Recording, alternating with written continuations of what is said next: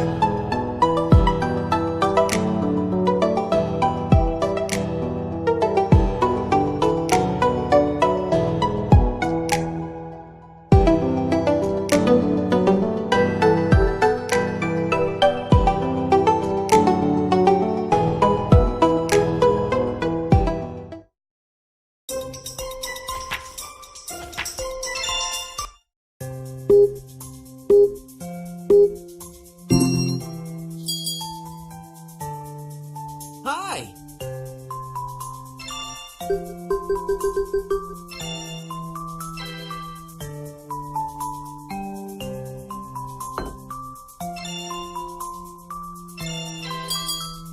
Thanks! Hi.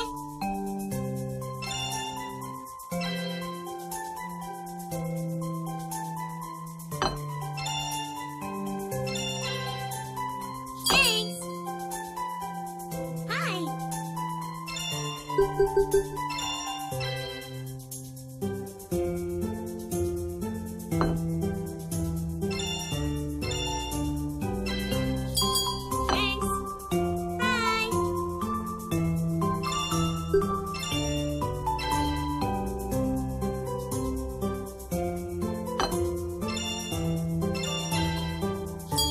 Thanks. Hi. Thanks.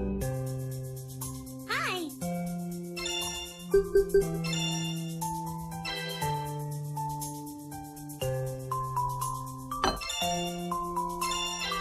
Thanks. Hi!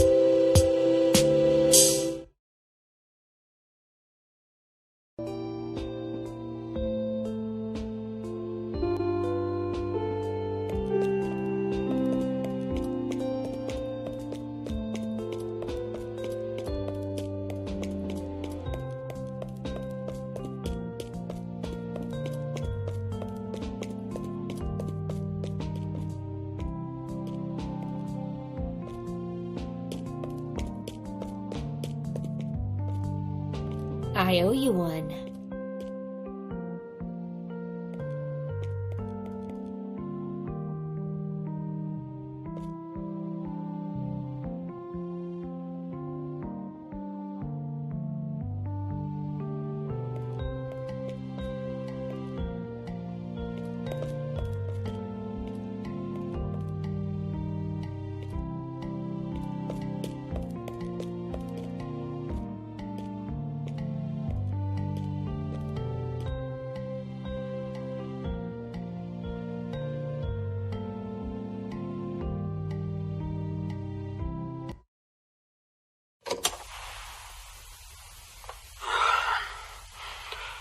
All the different ways it could have turned out.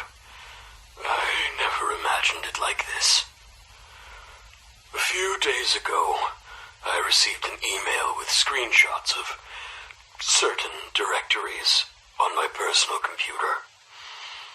I don't know how anyone could have managed to accomplish something like that, but I can only assume that this person must have been some kind of top-class computer hacker. They threaten to expose what I've been doing unless I meet their demands. Being discovered and blackmailed has been my worst fear for over a decade now, but this person, whoever they are, isn't asking for money. Instead, they want complete ownership of a single room at Academy High. They intend to occupy this room for a full semester, and they have made it very clear that they are not to be disturbed for any reason. I have no clue what they intend to do in this room, but I'm not really in a position to decline. All things considered, this situation isn't as bad as it could have been. They could have demanded an absurd sum of money, and instead, all they want is a room. Their request seemed harmless enough, and there was a suitable room available, so I decided to comply with their demands.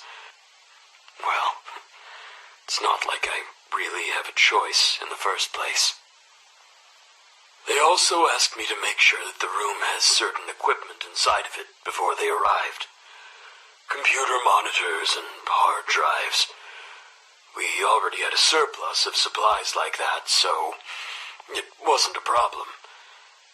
The tricky part was convincing the rest of the faculty not to enter a specific room for any reason, and not to question it either. I spent a long time mulling it over and eventually came up with a cover story that seemed convincing enough to believe. To be perfectly honest, I'm a little proud of it. I told the faculty that a special needs student with extreme agoraphobia wishes to attend Academy High. Because of their intense social anxiety, they will remain secluded in one of the school's rooms, and are not to be disturbed, because it would trigger a panic attack. Teachers will record their lectures when class is in session, and email these recordings, along with class assignments, to the reclusive student, once per day. I will personally handle anything else the student requires, such as meals at lunchtime. Some of the teachers thought my story sounded a little sketchy, and wanted to hear details. Their questions were harmless, but I was sweating bullets, and I felt like I was being interrogated by the police. Eventually, I convinced them to believe the cover story, and the meeting ended with the faculty praising me for being so accommodating to a mentally handicapped adolescent. I felt a little guilty for deceiving them, but it's far from the worst thing I've done. The only thing that matters is the end result. We now have a room which is off limits to student and faculty alike. The hacker never told me their name, age, even their gender. It's frustrating. If I'm going to be put through such a harrowing experience, I at least want to know who's behind it. I set up a hidden camera outside of the room that has been set aside for the hacker. When I got into work this morning, I checked the recording, only to find that it had been replaced with a graphic of a black silhouette wearing a red wig, along with the words, "Don't try this again." The message has been received, loud and clear. I asked the hacker if they needed anything else from me. Daily meals or anything of the sort. They told me not to worry about them, and to simply go about my business as usual. They explicitly told me to pretend they don't exist. It's going to be nearly impossible for me to put them out of my mind when they could end my career with a single click. It feels like there's a slimy creature crawling underneath my clothing, and I simply have to grit my teeth and live with it. Then again, I don't really have any right to complain. Perhaps this is simply karmic retribution for my actions. It's very fortunate that these little therapy sessions were confined to cassette tapes. If I had been making digital recordings instead, the hacker would have a lot of very dangerous information right now. With that said, I no longer feel comfortable keeping these tapes around. They're too much of a liability. I should dispose of them, but it would be such a shame. 30 years of my innermost thoughts just tossed away like trash. It would feel like I'm wiping someone's memory. What was the point of recording anything at all if I was just going to destroy it one day? There was never anyone in my life who I felt comfortable expressing my anxieties to. This tape recorder has been like a close friend who I could trust with my deepest secrets. I know I have to dispose of these tapes, but maybe I'll keep them for a few days. Listen to them one last time. Try to figure out where it all went wrong. Then dispose of them when I've said my goodbyes. But